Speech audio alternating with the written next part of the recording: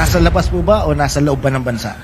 Well, if we look at the records of Bureau of Immigration, siyempre nakipag-coordinate tayo with the Bureau of Immigration, and yung mga point of entries na identify natin is being monitored, eh, sasabihin natin wala naman pong record ng paglabas. But of course, I know that the next question, there are personalities na nakalabas ng bansa natin na hindi lumalabas yung records nila sa immigration. So, alam naman natin po yung parang yung ating geographical contour natin. Talagang there are lots of point of entries and exits sometimes that we cannot monitor. But we are getting leads every day na ang sinasabi is nandirito pa rin po siya sa Pilipinas. No? So, we have dedicated a team, actually teams to track Senator Bato. Kung saan po siya, actually, ang ginawa namin, backtrack namin from the time that he disappeared sa Senado noong early morning of May 4. Heto nga ho mga ka-update, press con ho dyan sa House of the Representatives. Hindi ho press con ni Matibag yan. Pero tingnan nyo nga mga ka-update. Dahil na malakas nga naman yung connection ni Matibag dyan sa mga senador dyan sa minority, malakas yung kanyang connection dito sa presidente, malakas ang connection niya dyan sa kongreso, kahit saan ho siya magsalita mga ka-update, kayang-kaya ho nilang gawin. Ganito ho kakapal ang pagmumukha ng Administrasyon Marcos. Tignan nyo itong arrest warrant mga ka-update galing sa ICC. Tapos ngayon, nagpakalat sila ng 200,000 kapulisan para ho huntingin si Senator Bato de la Rosa. Ganyan ho katindi. Ganyan ho katindi ang panggigipit ho nila dito sa mga kaalyado ng mga Duterte. Bakit pagdating dito sa bangag na presidente kay Ralph Rectong si Batman, mga ka-update, yung paglilipat niya ng pondo ng PhilHealth, wala ho silang sinasabi. Si Risa Hontiveros na may di umanong 3 billion insertion, si Katunying nilantad na rin ho yan. Lahat ho sila Amena Pangandaman, lahat ho na may issue dyan sa gobyerno, nasaan? May nananagot ho ba? Wala ho. Bakit pagdating ho dito sa mga Duterte, mga ka-update, ang bibilis mo ng mga ito? Bakit pagdating sa mga kaalyadong senador ni Pangulong Duterte, ni BP Sara, mga ka-update, ang bibilis ho nila? Mabilis pa ho sila sa alas 4. Nasaan ho sila pagdating sa issue ng mga, sila Risa? Nasaan ho sila? Nananahimik ho sila.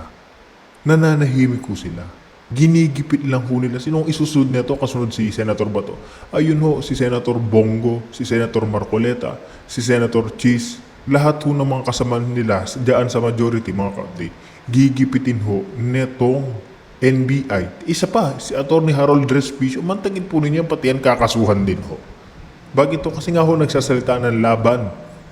Hindi ho pabor sa gobyerno ng administrasyong ito. Kaya hindi na ho natin papahabain itong ating intro. Pakinggan ho natin itong kaplastikan at kakapalan ho ng pagmumukha nito si Matibag. Kaya rekta na ho tayo. Kung bago lang ho sa ating channel, sa like and share, isang subscribe lang ho. Malaking tulong na ho yan. Rekta na ho tayo. We already ordered yung lahat ng district and regional offices to do their own monitoring po sa kanilang respective areas, apart from the dedicated team that a tracking team to go after to locate Senator Bato de la Rosa. Ang tawag niya po doon ay team na naghahanap o dragnet? Well, you can call it whatever it is, but it's a team that will try to locate and effect the arrest of Senator Bato de la Rosa. Apo, si Senator de la Rosa ay galing sa law enforcement agency. Sa tingin niyo ba factor kung bakit siya parang palos, madulas, yung kanyang kaalaman at ang kanyang network nagagamit niya? Well, it's one of the major concern kasi nga galing siya sa law enforcement, so he knows how the law enforcement officers behave, kung paano siya itatrack or hahanapin. So, ang sa akin lang naman dito, eventually, the law will catch up in you and the law enforcers will get you kung saan ka man naroon. That's why I'm always appealing, if I have an opportunity, to Senator Bato to surrender kung saan na siyang sumuko at harapin niya yung kanyang hinaharap na kaso sa ICC. Pero by the looks of it, baka wala siyang balak sumuko dahil nandiyan na nga siya sa Senado, bigla pang nawala. Sabi ko nga huli na, naging bato pa. Direct, Director, do you consider the senator armed and dangerous? And if so, how do you plan to arrest him? Ano naman po?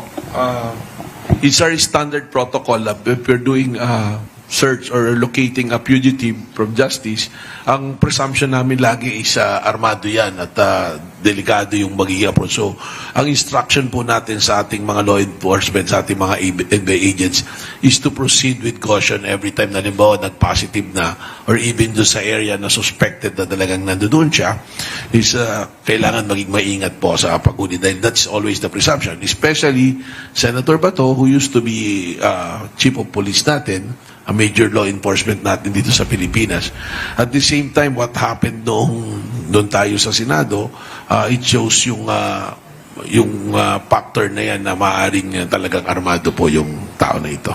Is the government molding the idea of putting a bounty on his head at this stage? It's not my call po. It's because when it comes to its arrest, it's the Department of Justice po talaga ang magbabagay ng instruction dyan. As of now, the instruction to us is to locate and effect the arrest of Senator Bato de la Rosa. Would you know of any groups or personalities helping the senator at this point to continue to hide from the long arm of the law? Well, it's always considered din po every time that we are looking after for a fugitive dahil hindi naman po baka kakilos yan ng siya lang na walang tumutulong. And in fact, there are personalities na supposed to shed light at sumagot po doon sa mga katanungan kung nasaan na si Bato. Ano po? Parang it's clear na tumulong si Senator Robin Padilla na makalabas siya sa Senate premises. At Well, pwede bang i-charge siya ng aiding and abetting escape of a fugitive from justice? Well, hindi naman na po contestable yan. It is Senator Padilla himself po confirmed na sa kanya sumakay, nakisakay sa kanya at ibinaba niya sa isang lugar kung saan na kinuha. So, I think without even the law enforcement asking Senator Padilla kung asan, I think he's a responsible senator, responsible citizen na alam na niya na ngayon na dapat palagot sa batas. Siya na mismo ang voluntarily to shed light sa pangyayari na ito. Ano po? O the question of kanyang responsibility or anything that this should be answerable under the law is being studied and built up by the Department of Justice in coordination with other agencies involved po. Ang claim niya ay bumaba sa Makati si Bato, tapos hindi niya na alam kung nasaan. Well, even if there are some questions that he should answer, hindi lang yung sumakay sa kanya at saka bumaba. I think, again, I'll go back to what I said, that he is a responsible citizen, senador siya, at you have to remember, sinabi nila that Senator Bato was under their protective custody. So, yun yung isang dapat na sagutin ng Senado, na you took it upon yourself nung May 11, nung kami po yung unang pumunta ron para i-effect yung arrest, na usapang lalaki po yun with the Senate President and with the other senators na they are saying he is under the protective custody of the Senate. So ano ibig sabihin po nun? If you took it upon yourself na protective custody mo, ibig sabihin nun na pagka hindi nyo siya pwedeng kuhain sa amin, kami nang bahala, pero pag kailangan niya ng managot sa batas at kailangan siyang ipresenta sa anumang ahensya o korte, we will make him available. At yan po yung eksaktong sinabi nung ako'y nakikipag-usap sa kanila nung Lunes. Na pagka meron na talaga, pag may order at talaga namang dapat na siyang isuko, hindi naman tatakas yan, hindi susuko.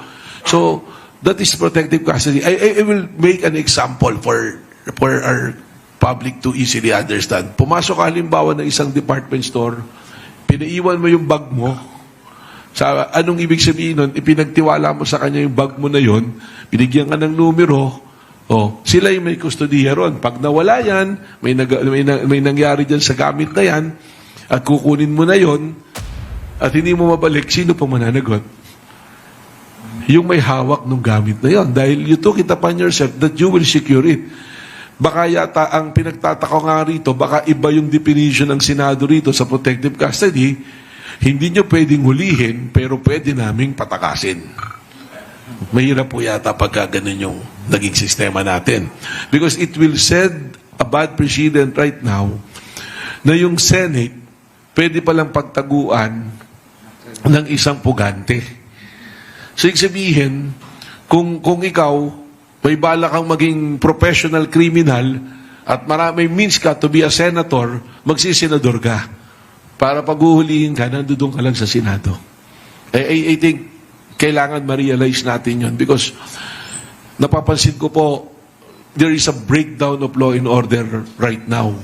And ako ngayon, nandito ngayon sa NBI, kami ngayon sa NBI, that is what we want to promote, that we have law and order. We have to instill law and order and discipline to every Filipino right now. Then that is a big challenge to all of us, especially with the rise of social media. Director, as a lawyer that you are, tulungan niyo kaming maunawaan itong sitwasyon na po. Ang Supreme Court, hindi naglabas ng TRO. Tama po bang sabihin na then and now, walang katwiran na hindi effective o walang effectivity yung arrest warrant? Nung hindi po naglabas ng TRO ang ating Korte Suprema, nangangahulugan lang na valid yung search warrant as we speak.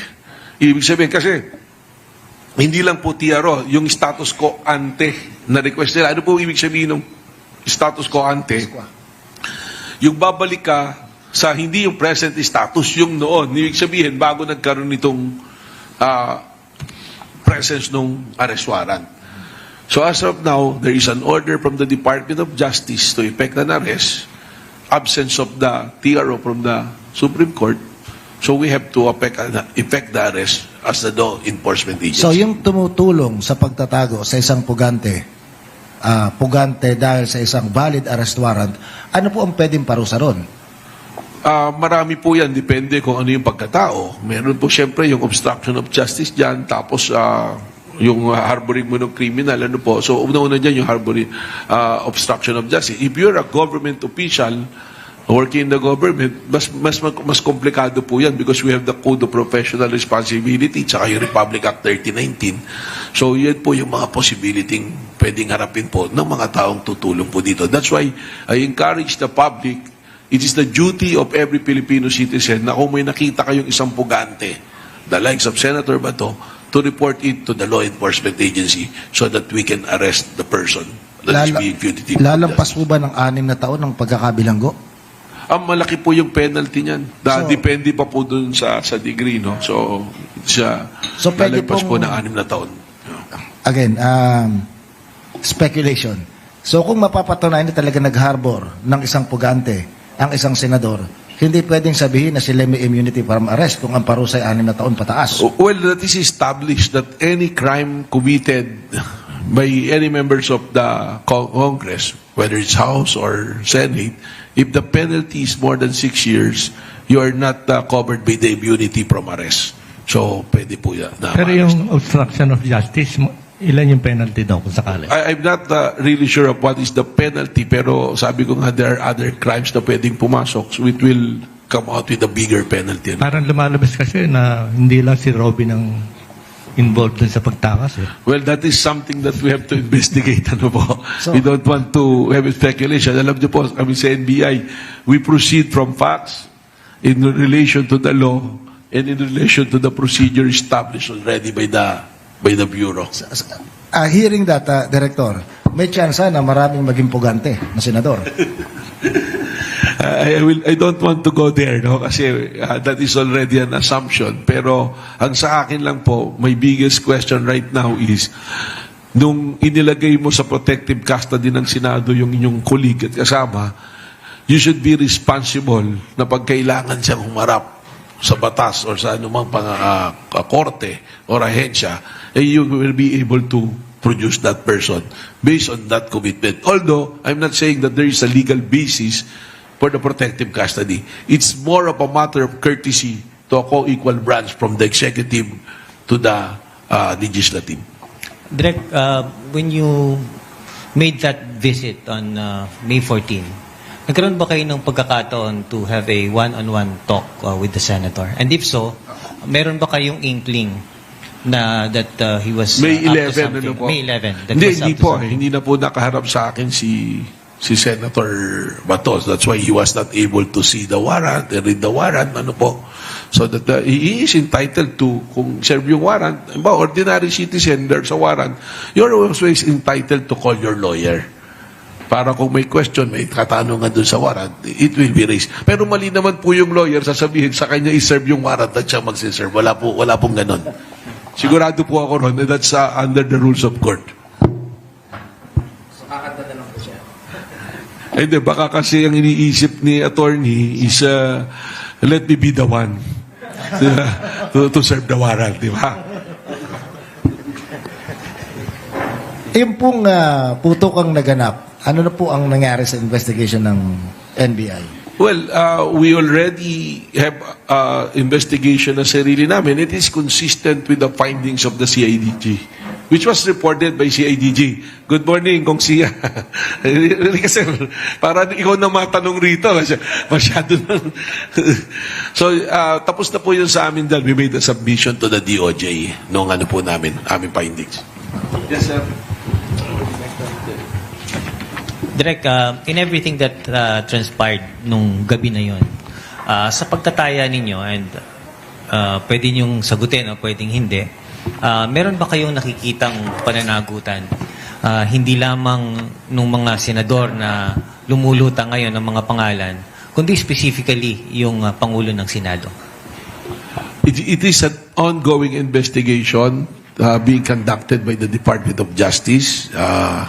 At tayo naman, ibinigay na natin yung report. We already submitted also the entire team na nandoon to the CIDG for investigation. The CIDG have their findings. So yung ibang responsible, I think I'd rather not comment on it and wait for the completion of the investigation by the Department of Justice. Direk, ilang baril ang pumutok? There is a findings on, ang sigurado ko yung isang 5.56 na gamit ng aking ahente, 5 times. That's a cover shot.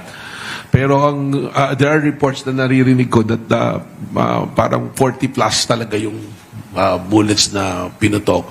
And kami on our end, we surrendered for ballistics yung baril na dala nung involved na agent. I'm not sure about Osaa kung ano yung sinurrender nilang baril for ballistics. So hindi ko, with definiteness, I cannot say kung ilan talaga yung baril na pumutok. Pero maraming bala ang lumabas going to the direction of GSIS. Direktor, maraming mga sibilyan ng may baril, lisensyadong baril. Pero kakibat ng pag-ibigay ng lisensya, ng pribilehiyo na mag-ingat ng baril at magdala sa labas ng tahanan, yung mahigpit na alituntunin na hindi mo pwedeng ipakita na kinakasamo. Much more, hindi mo pwedeng iputok sa maraming tao unless in danger ka. Sa palagay niyo ba yung ginawa ng sibilyan na si Ginoong Mau Aplasca, yun pa yung ground para bawian na siya ng lisensyang makapag-ingat ng baril? Well, that is another thing that is covered by the investigation of the Department of Justice. We already made a statement on that. Ang sa akin lang, siguro yung nangyari talaga should be fully investigated, and those who are responsible kung kailangang alisan ng karapatan na magdala ng baril, that should be imposed. There are a lot of operational lapses during that time, which I raised already, and I will say it again, yung unang-una kong napansin doon, if there will be a possible encounter, ang unang-una dapat ginawa is to clear the area ng mga civilians. Ang kaso, ang nangyari doon, you do the assault, pumasok ka, naiwan yung mga media, yung mga reporter enough for them to cover what's transpiring, no? So whatever your conclusion on that, ay sa inyo na po yun, but the DOJ will come out with its own findings. At lumabas naman na po, pinakita naman dun sa press briefing with the SILG and PNP chief, na talagang walang tao dun sa pinupuntahan, except for one agent na nakapwesto lang doon for security purposes. Ano po? Pwede ho bang kasuhan ng assault or attempted murder? Well, there are a lot of cases na binibuild up, and again, I'd rather not comment because the Department of Justice will be the one to come out with its own recommendation. Anything that I will say, that is not the point of view of the NBI, but probably me as a lawyer, nakikita ko kung ano yung mga violate at pwede maging kaso ng mga personalities na involved po. May request na po ba kayo for ILBO? para kay Mau Aplaska? I think even if we don't request it, it's also within the power of the Department of Justice to issue that kasi as part of their investigation.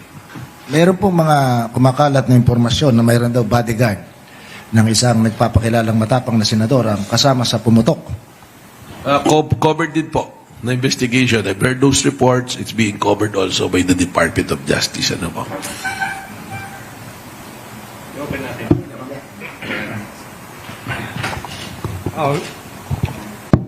We'd like to announce the presence of Congressman Sia Adyong, one of the spokespersons ng House Prosecution Team sa imminent trial ni Vice President Sara Duterte. What can you tell us about yung proseso na mangyayari sa first trial date? Parang June 18 or thereabouts?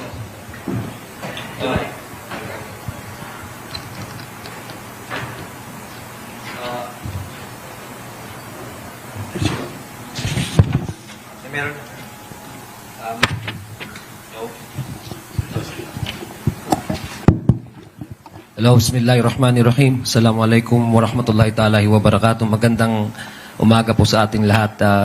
Director Melvin, sa ating mga kasamahan dito sa media. Pasensya na po, medyo na-late po tayo ng dating. Well, unang-una, we have already, the House Prosecution Team have already introduced themselves, the 11 panel House Prosecution Team. Nagkaroon din po ng mga press conferences. And sa ngayon, they have already assigned the articles of impeachment to those 11 panel House Prosecution Team para may focus yung magiging presentation nito sa Senado acting as an impeachment court. Right now, the Senate, we already know that the Senate convened as an impeachment court and they have already issued writ of summons to both camps, the defense and the prosecution. We're just waiting for the release of the comments of the defense. In this case, there's a team of the respondent, Vice President Sara Duterte, her comments on the articles of impeachment. Then thereafter, the House Prosecution Team will be also be releasing their response. So from there, we hope that the Senate can schedule already the pre-trial. Pre-trial, this is basically the laying down the ground rules, markings of evidence, the identification of potential witnesses from both sides. And that would actually give us an idea how the flow of the impeachment trial would go. So sa ngayon po, yun po yung ating binabasihan na timeline na ayun po naman sa Senado ay nag-identify na nga po sila, na-determine na nga po nila actually yung deadline nung submission nung comments ng defense, which is I guess June 1, and then thereafter the response of the House Prosecution Team. So we are also encouraging everyone to be actively monitor the impeachment trial. Ito po ay sagradong duty, hindi lang ho ng House of Representatives through the House Prosecution Team being the prosecution team, but not only also the Senate sitting on as impeachment court, but ito po ay pinag-uusapan po natin dito yung konstitusyon, yung accountability mechanism ng Constitution, which all of us actually are stakeholders. So I think proper lang din po na ihikayatin natin ang publiko na makilahok at makinig at magbantay at mag-evaluate din po at tingnan po kung ano yung magiging takbo ng House impeachment trial. Marami pong salamat. Yung first day ng trial proper, may direct role bang spokesperson? Wala. May direct role kayo dun sa Tinitingnan po natin kasi sa ngayon, the reason why we are designated as spokes, alam pa naman po natin yung ating mga House Prosecution Team, pag nagumpisa na po ang trial, medyo limited na po yung access ng media sa kanila. So the way to update the public and engage with the media para makapagbigay po tayo ng hindi lang po accurate information but truthful information, ay magkakaroon din po tayo ng possibility na magkakaroon po tayo ng press briefing para po mapag-usapan at ma-lay down ma-explain ng maayos at ma-lay down po ano na pag-uusapan sa trial, sa impeachment court, na mas maintindihan ng mas easily understood by the public. So yun po yung pinaka-purpose natin. Pangalawa, para po ma-counter po natin at ma-combat po natin yung possible na lalabas na mga hindi tamang impormasyon.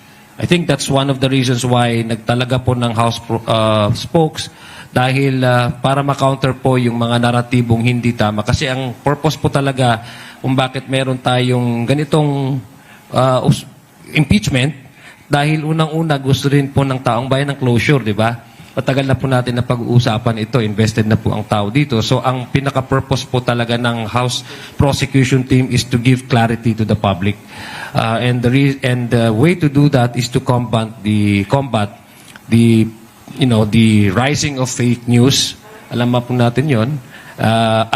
Yun po yung magandang paraan na nakikita namin na mag-engage with the media through press briefing regularly once the trial begins. Daily ba ang daily press briefing?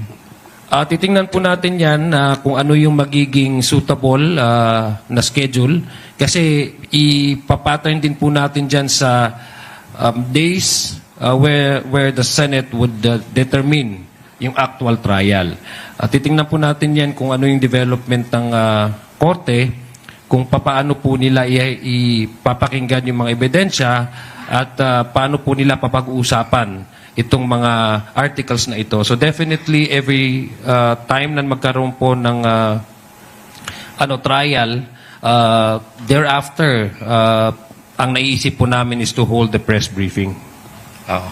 Hindi pwedeng dumiretso ang media dun sa mga House prosecutors or the senators themselves? Well, unang-una po kasi alam naman po ni Attorney Director Melvin na meron pong prinsipyo na sub judice. No, you cannot discuss the merits, especially if you're a prosecutor.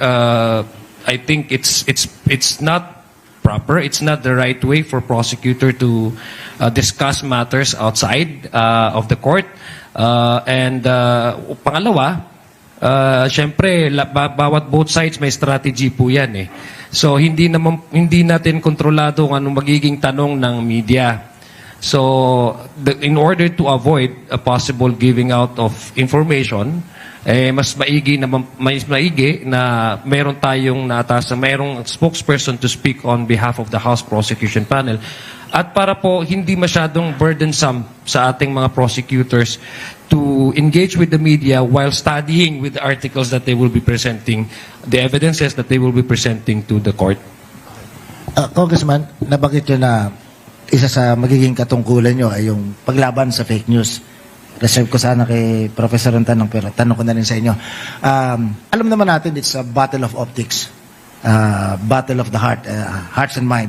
Tanong ko po sa inyo, ano gagawin ninyo kapag nagsulputan na yung mga nagko-comment sa mga social media account? Of course, alam niyo naman ito. Pag tinrace mo kung saan nagmumula yung mga accounts na ito, Madagascar, Shanghai, Korea, Indonesia. Paano nyo lalabanan yung ganitong ano? Well, unang-una, mag-engage talaga tayo sa any platform that we can actually use in order to reach a much wider audience para ma-combat yung fake news. Pero sinasabi ko po, when we talk about the impeachment trial, all of us are stakeholders eh. Hindi lang po ang House Prosecution Team. So, napapanahon na po na lahat po tayo and now I'm actually requesting the participation of all the society. Kasi this is a whole nation approach dapat if you are really standing on the principle of accountability. It does not make one, since na you are not part of a public service, it doesn't make you,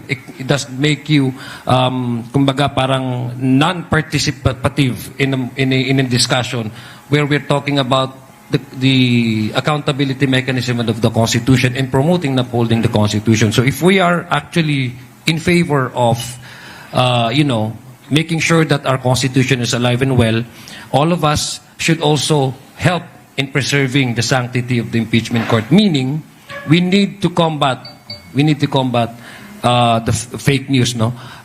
So, una, from our end, we will definitely hold regular press briefing, para po ma-counter yung mga narrative na mali. Pangalawa, we would also engage with other platforms that would give our audience a much easier access for information that is sourced directly from the trial itself and from the House prosecution team. And again, the participation of the public. That's why we're also encouraging the public to be more active, no, in fact-checking and knowing which information is accurate and which information are maliciously released for propaganda purposes to serve a certain interest of a certain group. Okay. I don't want to sound trivial, Nakapag-cover na kami ng ilang impeachment trial. Ang unang na-discover doon, ng mga humaharap, iba pala pag natutukan ka ng camera for more than 30 minutes. So kung titingnan natin yung unang impeachment natin, walang makeup yung mga lalaki na prosecutor at saka mga senador. Ikatlong araw ng impeachment, puro naka-makeup na. Ang tanong ko po sa inyo, meron bang wardrobe specialist o mga makeover na ginawa yung ating mga prosecutor? Wala naman po. Hindi mo na po napag-uusapan yan. I think dapat personal ng wala naman po. Basta sa amin po, what's important is we relay to the public accurate and truthful information. Kasi kung titingnan po natin yung mga old footages, maski yung mga reporter ng TV nung araw, 1990s ito, hanggang early 2000, humaharap sa camera nang hindi nagme-makeup ngayon, pag nakikita natin, hindi na, sabi nga, mukhang upgraded na, mukhang yayamanin na ang mga nakikita sa TV. At this point, siguro, tanungin natin yung public poll expert, si Clive Arguelles. Ano yung findings niyo ng public sentiment regarding the impeachment process at this point? Good morning. Thank you for having me here. I'm here to talk about public opinion on the ongoing impeachment proceedings as well as the ICC proceedings, if there's also interest in that. The most recent surveys on the impeachment, ito po ay prior pa to the House Justice Committee hearing, where we have seen new and extensive evidence. And second, definitely prior to the House plenary vote on the impeachment, that sent the articles of impeachment to the Senate. So sa lahat po ng iba't ibang mga survey firms, yung March pa na survey yung ating pinagbabatayan. And there are several things that we can say about those impeachment surveys. One is that it's very clear, whether with us at WR Numero or, for example, in Okta survey, I've seen the results that there is an overwhelming number of Filipinos, between 70%, if you look at Okta, sa amin po sa WR Numero, 80. So between 7 to 8 out of 10 Filipinos demanding that the impeachment trial should happen. So they want the Vice President to face the allegations in an impeachment trial. And that has been consistent from before. Last year, we also did the survey, the first impeachment proceedings against the Vice President. And there is always an overwhelming majority of Filipinos na gusto nila na matuloy ang impeachment trial because they want the Vice President to face the allegations against her. And this is, to note, very important, this is across classes, whether the poorest or the richest among us. This is also across different age groups, So young and old, but most importantly, across regions as well, no? So you'd also be surprised that even in Mindanao, 61%, so that's 6 in 10 Mindanaoan saying that they want the impeachment trial to proceed, no? So it's a different question whether they want the vice president to be acquitted or convicted, but at this point, the public opinion is clear that they want the impeachment trial to proceed. Secondly po, aside from that, and I think alarmingly and related to what Congressman here is saying, is that we have an issue about the knowledge of our people sa evidence and on the process of the impeachment. No? About half, 50% po ng ating mga kababayan nagsasabi na kulang yung kanilang kaalaman tungkol sa ebidensya at aligasyon laban kay Vice President Sara Duterte. So I think ito yung babantayan sa Senate Impeachment Court, whether yung public understanding ba ng evidence, public understanding ng mga allegations laban sa kanya, whether that will change. But right now, alarmingly, marami pong mga kababayan natin ang nagsasabi na hindi sapat yung kanilang kaalaman at impormasyon sa ebidensya kaugnay po ng impeachment. So, yun po muna. So kung maraming kababayan natin, 50% ang kulang sa kaalaman, sa facts, hindi ho ba ibig sabihin nun napakalaki ng fertile ground for cultivation ng fake news? Yes, I think nakikita na po natin ngayon, we have seen that in action, that beginning with the House impeachment proceedings hanggang ngayon na nag-convene yung impeachment court, lumalangoy sa mga fake news yung ating mga kababayan in almost all platforms. And this is a challenge not only for the House prosecution team, but also the Senate as an impeachment court. I think, yes, we've had different impeachment trials in the past, pero ito ata yung unang makakaharap ng Senate impeachment court na kailangan nilang intindihin paano yung disinformation, diba? Kasi before, they can rely on the media to accurately report on the proceedings. They can rely on the media to truthfully. Pero papaano po ngayon na may social media, maraming mga hindi participants to the trial that will take advantage of the situation. So I have no knowledge of whether the impeachment court will be interested, pero kailangan din siguro nila magkaroon ng policy or strategy. Kasi this is a public engagement issue as well. Mamaya may tatanong ko tungkol dyan sa usapin niya kay Director. But anyway, Clive, ang paniniwala kaya popular yung ini-impeach kasi yung image sa pinoportray niya, yung magandang kakampi. Matapang, popular, maraming resources na available, malawak ang network. Sa salita ng Tagalog, parang hindi matitibag. Pero ang nakitang image kamakailan, kumakaripas ng takbo, nagkakandara pa, nagiiyak, kumahagulhol, nagsusumbong na parang maamang tupa sa kapwa senador. Anong epekto nito dun sa tila noon ay umaaring, hindi ko kasi alam kung invincible pa rin yung kanilang image? Yes, I think ang isa pong batayan natin dyan, yung sa survey ay yung numbers ni Vice President Sara kapag usapin ng 2028 pre-election preferences sa presidential race. It hasn't really moved at all, no? Since nag-announce siya, since last year, wala nang pagbabago. At kahit po yung tapos yung kanyang mga potential rivals, wala pa namang nag-a-announce na iba bukod sa kanya, nagkakaroon ng pagtaas ng kanilang mga numero.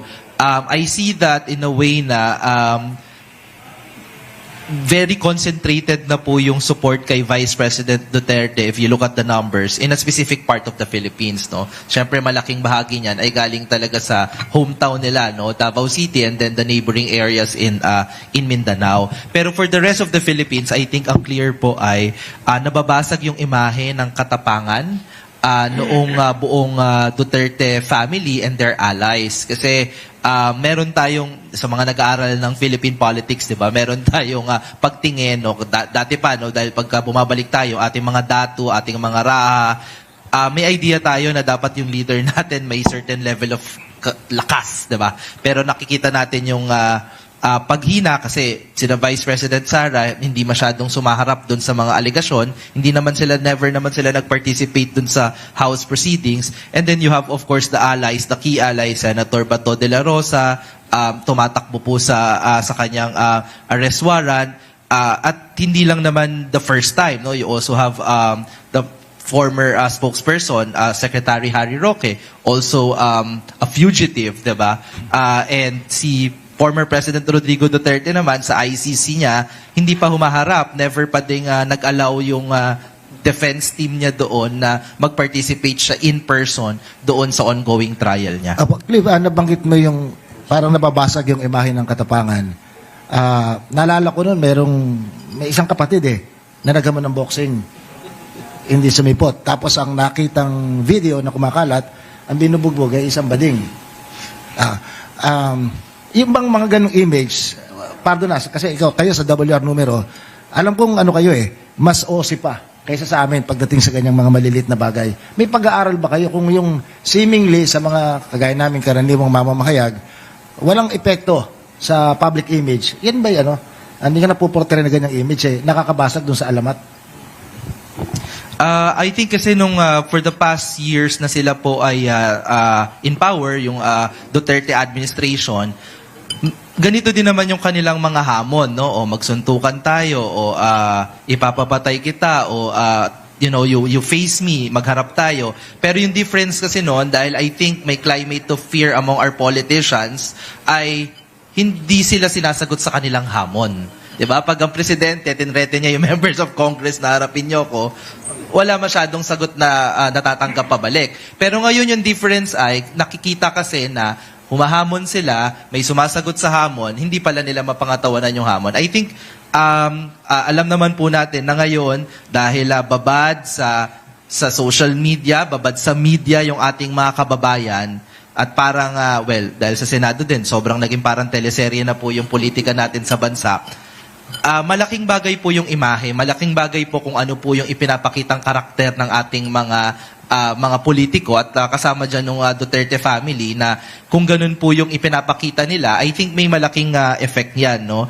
Sa mga susunod na survey, ina-expect natin actually na makakaapekto. Halimbawa po kay Senator Bato de la Rosa, since 2024, majority ng nasa-survey po namin ay gusto na harapin niya yung kaso sa ICC personally, no, na siya po ay maaresto at iba pang mga alleged na co-perpetrators in that proceedings, no. So I think more and more magkakaroon lang ng magki-crystallize lang yung public opinion na dapat nilang harapin tong iba't ibang mga kaso. So makaka-affect po yun dun sa kanilang image, no, na sila ay hindi matitibag. Kung 6 to 7 Filipinos support the impeachment process, does that all mean that popular support for VP Sara has declined substantially? Kinukuha ko And lang po how yung would that numbers ko. square with yung popularity niya, claimed popularity going to 2028? Yes. For the Vice President po, yung kanyang popularity, and this has started talaga last year, ay it's concentrated in a very specific part of the Philippines, no. So halimbawa, if you do a survey in Mindanao, no, a good majority will say that they have support of the Vice President, no. Pero nakita nga natin, kahit naman yung supporters niya in Mindanao, they want her to face the impeachment trial. They are on a wait and see din na sa impeachment trial, no. And then in other places, like syempre in Metro Manila, halimbawa, the reverse is true. You'll find it hard, no. Around 2 in 10 na lang in Metro Manila will actually say that they're happy with the performance of the Vice President, no. So it has become that, no. So kaya nga I think very important din po yung fact na even among the supporters of the Vice President, no, ay naghihiling, no, ng impeachment trial. And of course, no, kagaya po ng mga nabanggit na dito, kahit po kaming mga gumagawa ng survey, malinaw naman sa atin na hindi naman popularity contest yung impeachment, no. It's a mechanism for accountability, and right now marami sa mga kababayan natin yung hindi pa alam yung buong ebidensya, so baka din na magbago din yung public opinion on anong gusto nilang public opinion on the Vice President once the evidence has been been made available doon po sa Senate Impeachment Court. Professor, yung results nitong impeachment trial, yung proceedings in its entirety, how would this play out dun sa 2028 elections? Yung results nito, specifically dun sa ibang mga kandidato from the national level and sa mga local, meaning yung alliances, will this be a factor? Yes po. Syempre, I think yung unang-una, si Vice President, kung ma-vote na convict at perpetually disqualified, sayang pala yung surveys namin. Hindi na po siya magka-count, no, doon sa 2028, no. Doon naman sa mga ibang players, I think we have a good understanding na for both the House prosecutors and the senator judges, kung paano po nila i-perform yung role nila sa impeachment court, ay may effect po sa kanilang popularity and public support para sa kanila, 'di ba? So halimbawa po, meron po tayo mga nakakitaan in the previous impeachment trials na mga senador na talagang nagpakita na kakampi lang sila doon sa kanilang kaalyado kahit pa yung ebidensya ay pagtakpan, 'di ba? Halimbawa, doon po sa impeachment trial ni Vice President Estrada, yung merong mga nanganib sa sumunod na eleksyon dahil po doon sa hindi po nagustuhan ng publiko yung kanilang performance bilang senator judges. Meron naman ding mga House prosecutors na nagkaroon ng national profile, national public support dahil dun sa kanilang performance, no? So I think malaki po yung magiging epekto ng impeachment trial.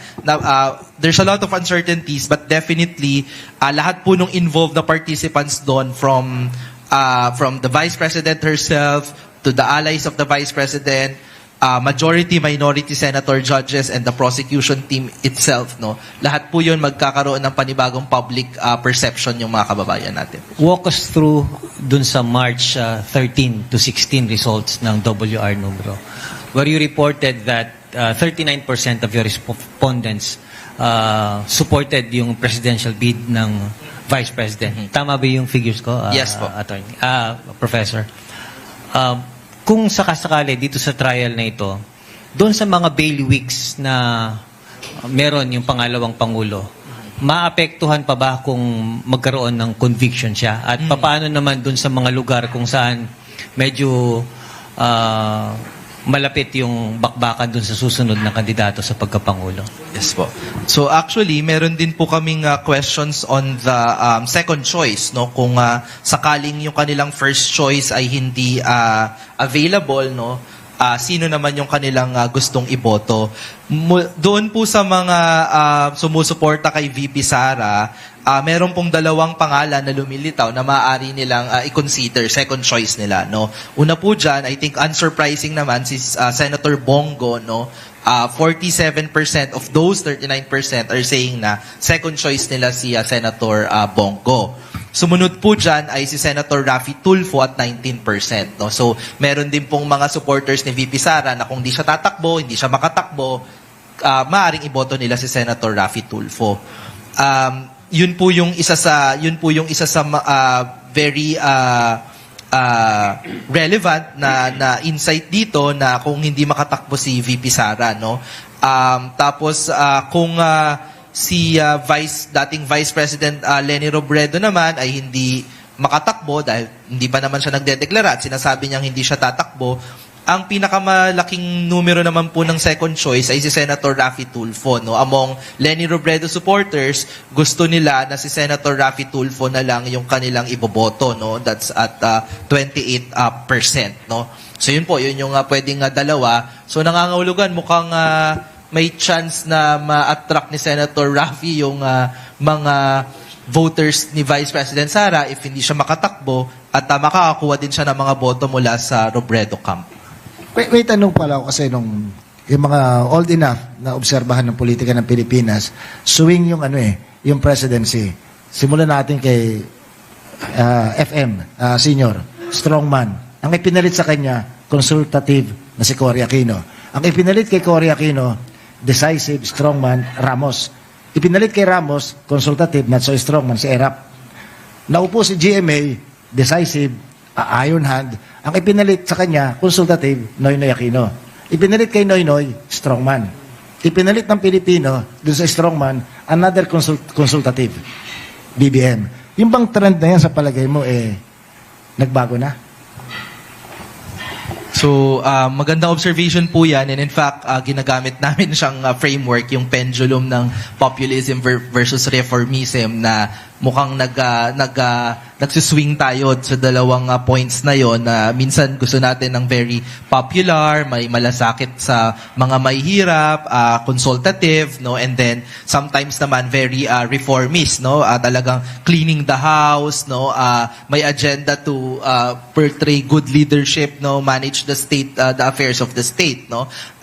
Pero yung pendulum po na yan, since we've started observing that, marami na din pong nagbago sa national political landscape. Kaya I think marami na ding so halimbawa na lamang po sa Senado nung last na election, hindi po ba nahihirapan na din yung ating mga celebrities to get into the Senate na dati naman ay medyo mas madali sa kanilang makapasok sa Senado.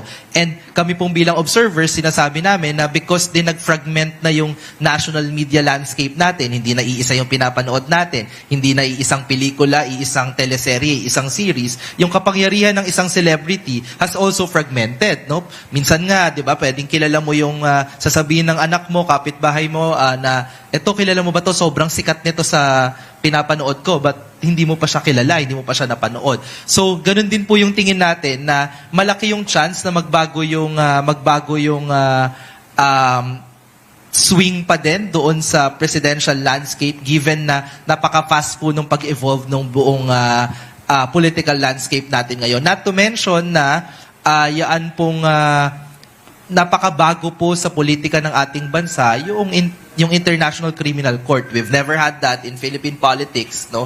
At yun din pong so marami din pong mga variables to consider. Clive, maraming dati pumipili ng ibinoboto. Ito gusto ko kasi ganito.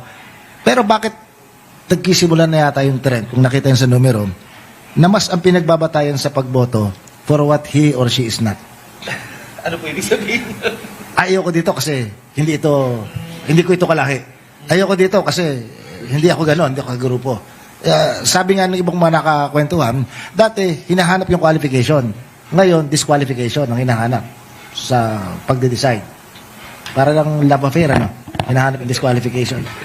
Yan. So, ito po, hindi lang naman natin nararanasan sa Pilipinas, pero sa iba't ibang mga bansa din po, ito po yung phenomenon ng polarization kung saan na hindi na lamang tayo motivated na mag-participate sa politics dahil meron tayong sinusuportahan, diba? Na gusto ko tong kandidato na to, naniniwala ko sa kandidato na to. Motivated na din tayo dahil meron tayong ayaw doon sa mga nasa politika, no? Yun po yung kinamumuhian, no? Yun po yung pinaka-definition ng polarization, na magpa-participate ako, boboto ako kasi I want to make sure na hindi makakapasok si taong ganito doon po sa gobyerno. So yun po yun.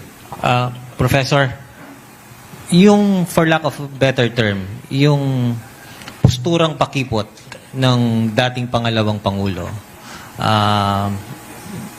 nag-work pa ba sa kanya ito sa ngayon base dun sa pagpalo ng kanyang numero?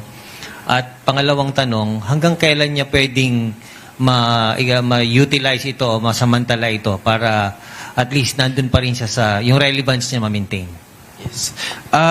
Una, kung nag-work po, yung kanyang reluctance or yung pagiging pakipot ay I think the numbers will tell us na nag-work kasi hindi pa siya nag-a-announce.